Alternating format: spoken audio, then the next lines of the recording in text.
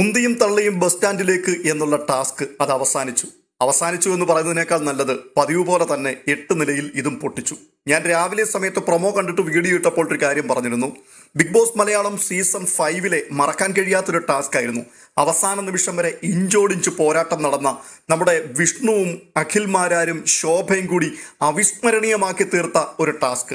ഈ ടാസ്കിനെ ഈ സീസണിലുള്ള ആൾക്കാർ അറുബോറാക്കി തീർത്തു എന്ന് പറയുന്നതാണ് ഏറ്റവും നല്ലത്. ആദ്യം തന്നെ വലിയൊരു ബസ് സ്റ്റാൻഡാണ്, വലിയൊരു വൃത്തം, അതിനകത്തേക്ക് ഓടിക്കേറുകയാണ്. അതിനകത്ത് നിൽക്കുവാൻ ബുദ്ധിമുട്ടുണ്ട്. അതിനകത്തുനിന്ന് ഒരാൾ പുറത്തു പോകാനുള്ള സാധ്യതയാണുള്ളത്. പക്ഷേ ആദ്യ റൗണ്ടിൽ തന്നെ 3 ആൾക്കാരാണ് ഔട്ടാകുന്നത്.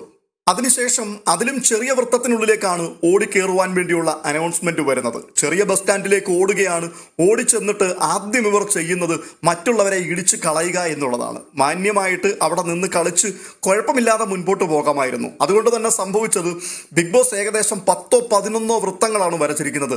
4-5 എണ്ണം ആയപ്പോഴേക്കും കളി കഴിഞ്ഞു. മാക്സിമം അത് ആസ്വാദ്യകരമാക്കി ചെയ്യുവാനും അതിനകത്ത് പിടിച്ചു നിൽക്കുവാനുമുള്ള ശ്രമമല്ല നടത്തിയത്. ആൾക്കാരുടെ കാലിലൊക്കെ പിടിച്ച് വലിച്ചെറിയുക. ജാസ്മിന്റെ കയ്യെ പിടിച്ച് സിജോ വലിച്ചു പുറത്താക്കാൻ ശ്രമിക്കുന്നു.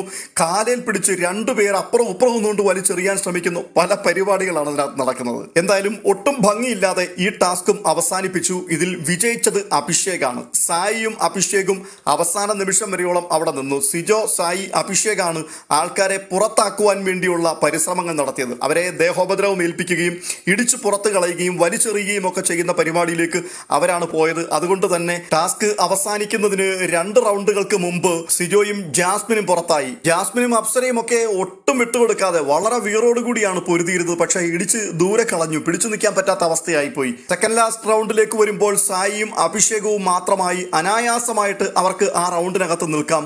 അവസാന ഭാഗത്തേക്ക് വരുമ്പോൾ ഈ 2 ആൾക്കാരും കൂടി ഒരുമിച്ച് അടുത്ത റൗണ്ടിൽ കയറി നിൽക്കുകയാണ്.